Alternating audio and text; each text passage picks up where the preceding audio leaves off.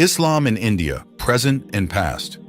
Geographically, India, or Bharat Ganarajya, covers an area of approximately 3.28 million square kilometers, stretching from the heights of the Himalayas in the north to the coastal areas that meet the Arabian Sea in the west and the Bay of Bengal in the east.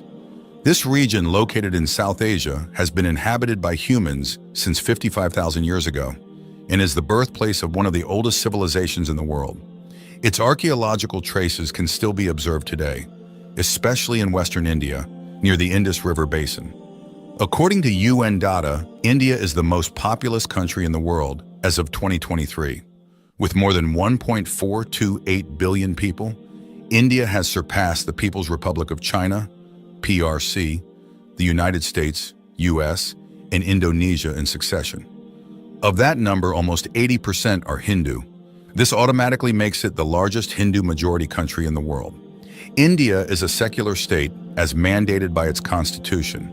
Therefore, the Indian government should ideally not side with any particular religion, but rather protect and nurture all religious communities. However, in recent times, there has been a tendency for ripples of inter-religious conflict in the country, including those targeting local Muslims. According to Bastian Unariono in his article published in the Paradigma Journal, 2023, the conflict between Hindu and Muslim groups in India has been systemic in recent decades. This communal conflict has increased since Narendra Modi became Prime Minister in 2014. He is supported by parties with Hindu nationalist Hindutva ideology in India, such as the Rashtriya Swayamvivak Sangh, RSS, the Bharatiya Janata Party, BJP, the right-wing party where Modi comes from, was also born from this extreme Hindu organization. Most BJP officials are senior members of the RSS, including PM Modi. Religion is used by BJP politicians as a means to gain sympathy from Hindus in India. For example, in 2020, a new citizenship law was issued which was considered detrimental to Muslims. The law, followed by the National Register of Citizens, NRC, was designed by the Hindu nationalist government to expel Muslims who did not have adequate documentation of Indian citizenship. Demonstrations also took place. However, the protests carried out by Muslim elements were met with demonstrations by pro-Modi Hindu nationalist groups. On February 23, 2020, Hindu mobs attacked Muslims with stones, sticks, and iron rods in northeast New Delhi. This incident killed 53 people and injured at least 200 people. The majority of the victims were Muslims. Further Hindu-Muslim conflicts occurred throughout 2022. Based on data from Human Rights Watch in April 2022, in the state of Madhya Pradesh, dozens of houses and shops, most of which were owned by Muslims, were destroyed. In October 2022, violence against 19 Muslims and burning of houses were carried out by Hindu hardline groups. Militia from the RSS and Bajrang Dal carried out violent acts while shouting anti-Muslim slogans in front of mosques.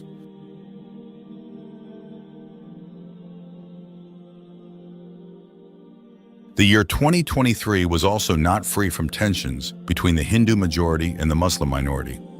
On July 31, 2023, the Anjuman Jama Masjid in southwest New Delhi was attacked by a right-wing Hindu mob. The incident, which killed an imam, came just hours after communal violence erupted in the neighboring New district of the BJP-ruled Haryana state. The cause was a Hindu hardline group holding a rally in the Muslim-majority district. The bloody clashes left 6 people dead and 50 others injured. Extremist groups have targeted mosques, including historical ones, in India.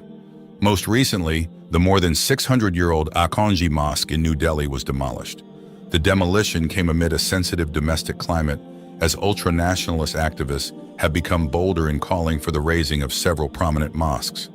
They want to replace them with Hindu temples. Historical perspective.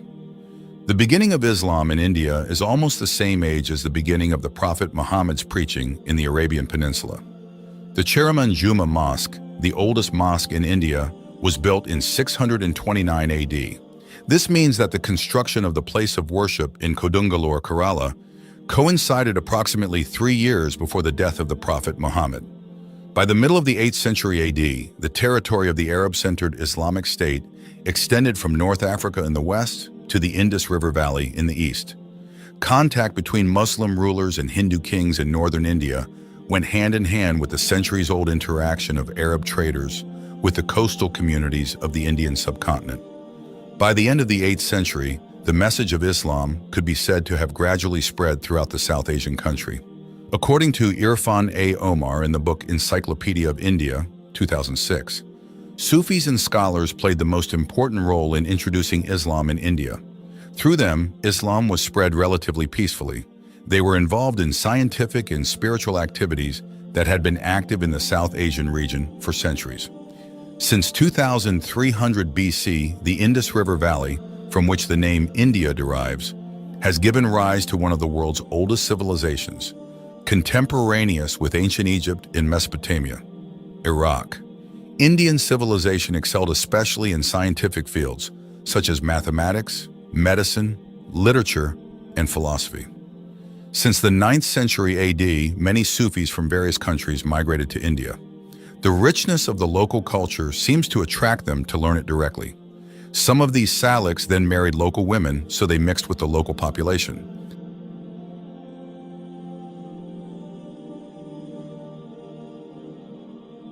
Sufis practice a tariqat that includes living ascetic lives. Similar practices have actually been known to Indian religious communities of other religions long before the arrival of Islam. The Umayyad dynasty, centered in Damascus, was the first Muslim ruler to pioneer the conquest of the Indian subcontinent. In 711, Muhammad bin Qasim succeeded in taking control of Sindh, now Pakistan. The 17-year-old was the nephew of the governor of Iraq, Al-Hajjaj bin Yusuf, who was known for his tough character. During Ibn Qasim's relatively short reign, only 4 years, the people of local religions, Hindu and Buddhist, were protected in their right to stay and worship. The situation changed after Al-Hajjaj died. Ibn Qasim was dragged into the political upheaval caused by the new caliph of the Umayyad dynasty, Suleiman bin Abdul Malik. In 715, this young leader was executed. The Delhi Sultanate was the first Islamic kingdom based in the Indian subcontinent. It was ruled by 5 dynasties for 320 years. The Mamluks, 1206 to 1290, the Khaljis, 1290 to 1320, the Tughlaqs, 1320 to 1414, the Sayyids, 1414 to 1415, and the Lotus, 1451 to 1526. The founder of the Delhi Sultanate was Qutb al-Din Aibak, a former slave of the Ghurids Sultan, Muizzuddin Muhammad. The story begins in the late 9th century when the Ghurid Empire still had Buddhism as its official religion. Its territory stretched from the Ghor region, now Afghanistan, to most of northern India. The conquest by the Ghazni kingdom transformed it into an Islamic sultanate. The Ghazni dynasty originated from Turkish, Central Asian culture with strong Persian influences. Abu Ali bin Muhammad was the first king of the Ghurid dynasty to pronounce the 2 sentences of the Shahada. The situation then turned around. In 1186, Sultan Muizzuddin Muhammad managed to take control of the capital of Ghazni, Lahore. This was the beginning of the golden age for the Ghurid Sultanate. Its territory at that time stretched from Khorasan, Iran, to the coast of the Bay of Bengal, now Bangladesh, in the east.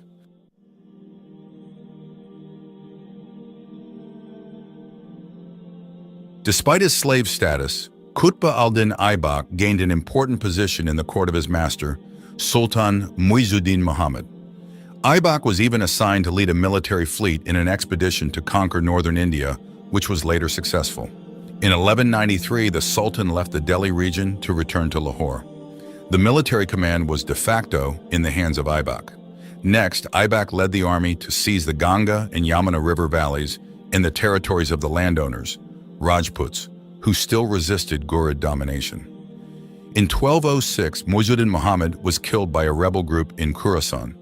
After the Sultan's death, Qutb al-Din Aibak further strengthened his power in Delhi and its surroundings. He also married the daughter of a commander of the Ghurid Sultanate, Tajuddin Yildiz. Since then, the Delhi Sultanate was established, 1206 to 1526.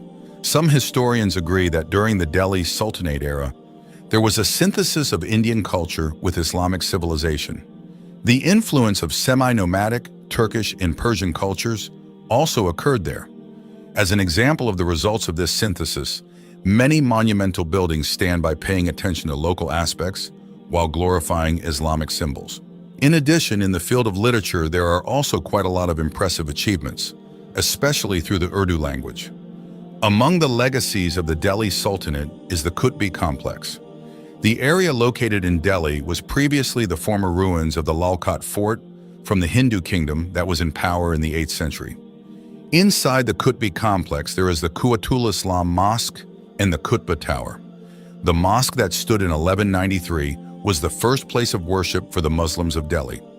The Qutbi Tower, 73 meters high, was built by Qutb al-Din Aibak to honor the Sufi Qutbuddin Bakhtiar Kaki, died 1235. Now, the Qutbi complex is recognized as a UNESCO World Heritage Site. The Delhi Sultanate tended to be politically unstable at home. During the 320 years of power in the Indian subcontinent, at least 5 dynasties arose and sank in this sultanate.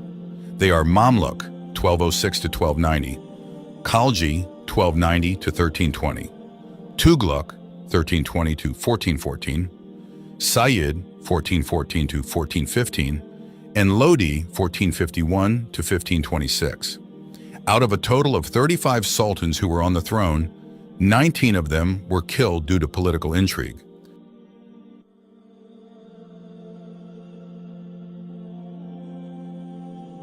After Delhi, another great kingdom was born, centered in India. This is the Mughal Empire. The Islamic kingdom is remembered as one of the largest empires that ever existed on Earth. Its territory covered the entire Indian subcontinent and part of Afghanistan. English even adopted the name of the Muslim empire into the word Mughal, meaning a great man. See Merriam-Webster Dictionary. The greatness of the Mughals seems no exaggeration if we trace their traces in the history of Islamic civilization. Michael H. Fisher, in A Short History of the Mughal Empire, explains, the Mughal Empire lasted for 3 centuries, with a population that reached 150 million people. They were not only Muslims, but also other religions. In its heyday, this kingdom was so diverse and so rich that it could control almost a quarter of the world's total production value, gross domestic product, GDP. The beginning of the existence of Islam in India is almost the same age as the beginning of the preaching of the Prophet Muhammad SAW. The story of the Mughal Empire began in the early half of the 16th century. Its founder, Babur, was a 5th-generation descendant of Timur Lenk. Babur was born in Andajan, now Uzbekistan, in 1483. Before founding the Mughal Empire, he had ruled the fertile region of Mawaranar, aka Transoxiana, and then Kabul and Kandahar, now Afghanistan, for several decades. Since 1519, this figure, whose real name was Zahiruddin Muhammad, had been trying to conquer northern India, Hindustan. At that time, the area was controlled by the Lodi dynasty, whose capital was in Delhi. At the end of the 14th century, Timur Lenk destroyed Delhi. This is what inspired Babur to continue attacking the territory of the Lodi dynasty. Until the end, Babur took advantage of the political chaos that hit the elite circle of the dynasty. He was allied with Dalton Khan, the leader of Punjab, now included in Pakistan, who bravely opposed Sultan Ibrahim Lodi. In the First Battle of Panipat in 1526, Babur's forces were victorious and caused the collapse of the Delhi Sultanate. Throughout its 320-year history, there were 5 dynasties that filled the Delhi Sultanate, namely Mamluk, 1206 to 1290, Khalji, 1290 to 1320, Tughlaq, 1320 to 1414, Sayyid, 1414 to 1415, and Lodi, 1451 to 1526.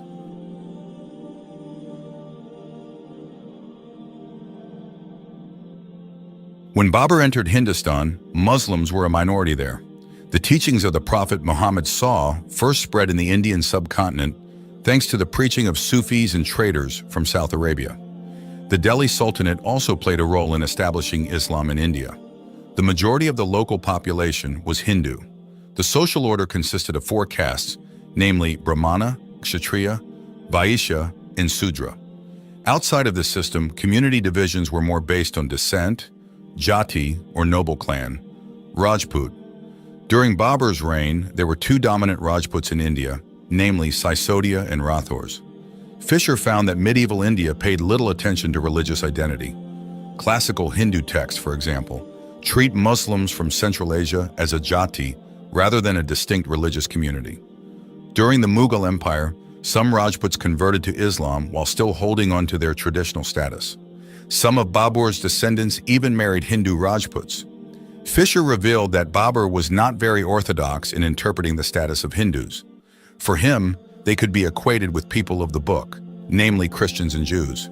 Hindus who were his subjects were considered as infidel dhimmi and therefore required to pay taxes. That way their rights could be protected, including in terms of belief and worship. However, the rulers of the Mughal Empire long after Babur's era did not collect protection taxes from their non-Muslim subjects. Apparently, this explains the beginning of Babur's rule in Hindustan. At that time, the Persian culture that he brought was quite foreign to most of the people of Hindustan. The Muslim rulers before Babur, the Lodi dynasty, for 75 years carried the Afghan culture in India with the Pashtun language. Meanwhile, the local population has inherited the Hindu culture with the Sanskrit language for centuries. To assert his dominance in Hindustan, there was no other way for Babur than military expansion. In a number of battles after the First Panipat War, the enemy camps always considered him a foreigner because he did not come from Hindu or Afghan culture. However, Babur managed to prove his military superiority. Moreover, at that time, Babur, like other Persian Turkish rulers, had been adept at using gunpowder to strengthen his weapons. Meanwhile, most rulers in the Indian subcontinent at that time relied more on elephant soldiers. The founder of the Mughal Empire died in 1530. His successor was his eldest son, Humayun, who was only 22 years old. Up until that time, he had spent most of his time outside India. Therefore, it is not surprising that Humayun was less capable in politics. The internal environment of the Mughal Empire became increasingly vulnerable. In the end, the Sur kingdom was able to defeat him in the Battle of Chausa in 1539 and the Battle of Bilgram a year later. From then on, the king of Sur, Sher Shah, was able to drive the Mughal Empire from Hindustan and then develop Afghan culture there. It was not until 1555 that the Mughal Empire was able to reclaim Hindustan from the Sur kingdom. 1 year later, Humayun died. He was succeeded by his son, Abul Fatah Jalaluddin Muhammad Akbar, who would later become a great leader. During its 50 years of rule, the Mughal Empire's territory reached almost the entire Indian subcontinent.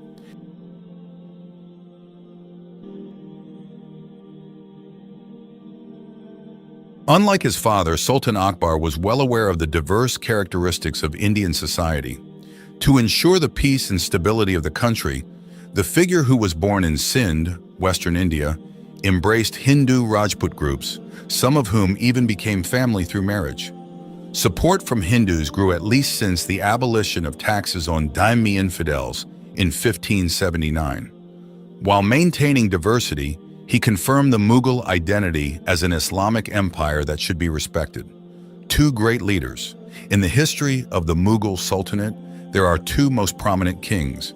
The two are Shah Jahan and Aurangzeb. They have left a great legacy, not only for the identity of India to this day, but also for Islamic civilization in general. Shah Jahan was born as Siahabuddin Muhammad Khurram in 1592. He was the son of Jahangir and his wife Bilqis Makhani, who was Hindu. Roger D. Long in the Encyclopedia of India describes him as an ambitious and flamboyant king. When he was in power, Sharia law was applied more rigidly. Many buildings that resembled idolatry were destroyed. In the palace environment, his closest people and followers were sent to the Holy Land. After the death of his father, Shah Jahan emerged as the most courageous crown prince. After successfully seizing power in 1628, he ordered that all his opponents be killed, including his own brothers. However, he allowed Nur Jahan, his late father's wife, to live in seclusion. Unlike Jahangir's era, Shah Jahan ordered military expansion into the surrounding areas of the Indian subcontinent. His total combat-ready army reached 1 million. Their weapons were equipped with long-barreled cannons made at Jaigarh Fort, Rajasthan. He also conquered a number of Hindu Rajput territories.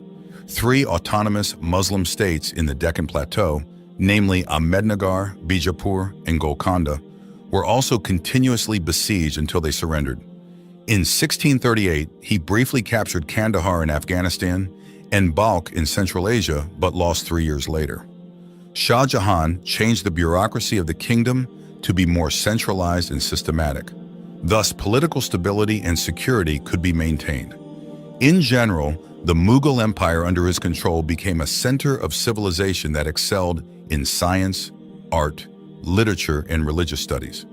This was supported by Shah Jahan's own nature, who loved science and art, especially architecture. Fisher said that the Mughals at that time produced the greatest wealth in the world. Until the end of the Shah Jahan era in 1658, the population of the Indian subcontinent increased rapidly, fourfold. Prosperity was generally evenly distributed. However, in the early 1630s, a famine occurred due to crop failure. Nearly 2 million people died of malnutrition around Decca, Khandesh, and Gujarat. Some of Shah Jahan's relics are the Jama Masjid in Delhi, the Pearl Mosque in Agra, and the Shalimar Gardens in Lahore. The Taj Mahal is his most important architectural legacy. This phenomenal building standing in Agra is one of the wonders of the world. Every year, around 7 million tourists come to India to witness its beauty firsthand.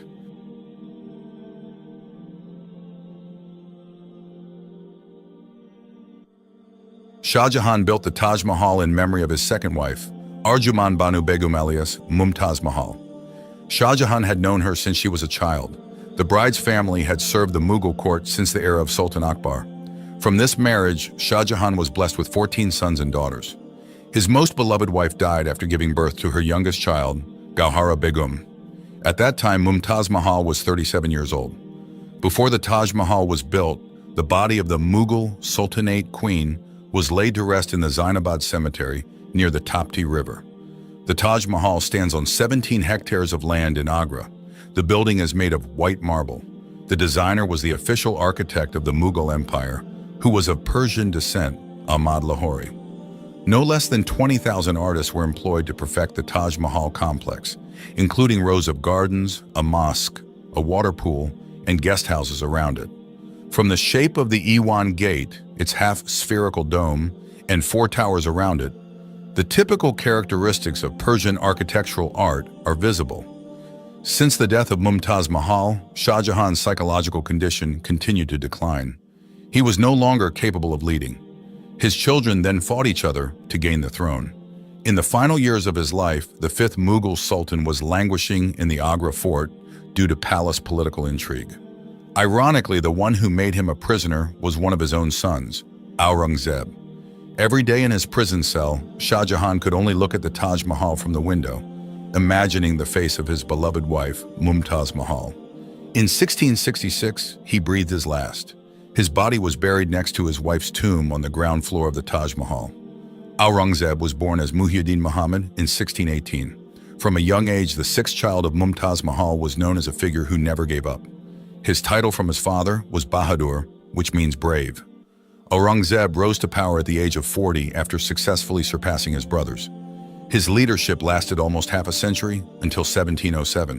When he became the Mughal Sultan, Aurangzeb restored stability to the country. He succeeded in making the Mughals, for the umpteenth time, one of the most prosperous kingdoms in the world. The population of the Sultanate at that time reached 158 million people. The wealth of the Sultan was known to far exceed that of European kings who lived at the same time. In fact, almost a quarter of the world's wealth at that time was under Mughal control.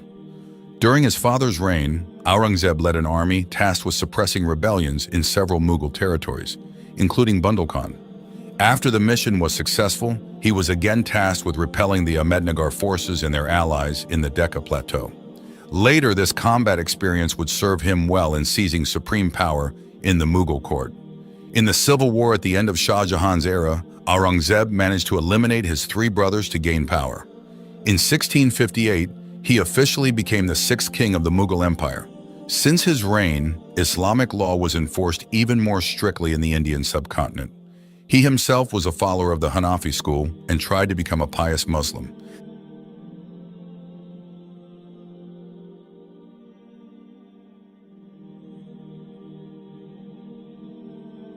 During his 7 years in power, he used to spend his time memorizing the Quran. That's how reluctant he is to compromise on the rules of Sharia. In 1679, for example, the ruler with the title of Alamgir, the grasper of the world, reintroduced the tax system on dhimmi infidels that Sultan Akbar had abolished almost 100 years ago. Aurangzeb moved the center of power from Agra to Shahjahanabad, now Delhi. Then in 1682, he moved the capital again to Aurangabad, around the Decca Plateau. Aurangzeb spent most of his reign on the battlefield. The strength of his army was quite large.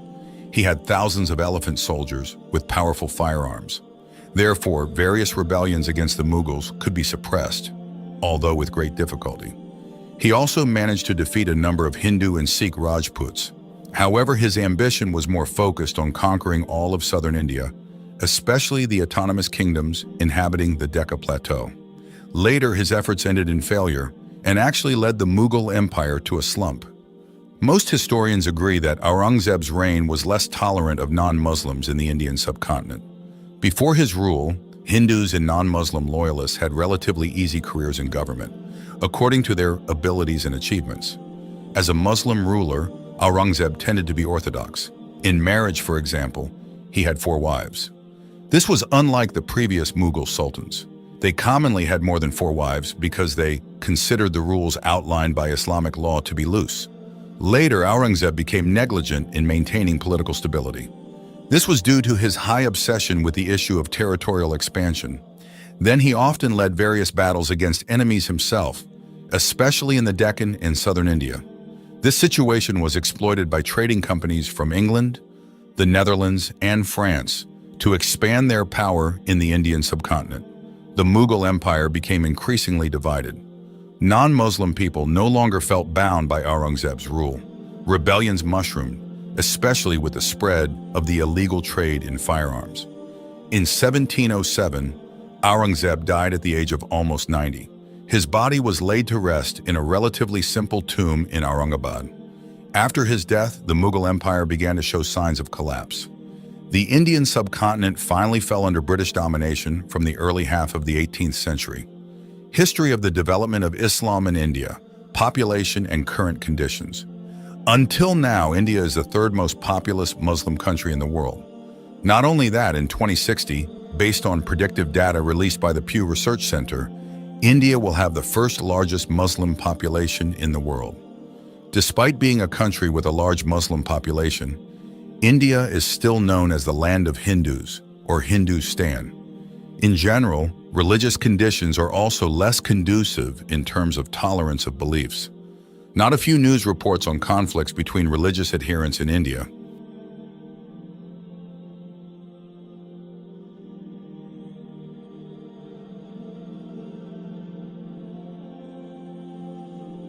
The conflict apparently has been going on since Islam first entered the land of India. Historian from Yogyakarta State University, UNY, Roma Wi Arya Yuliantri, said that Islam entered India in the 8th century.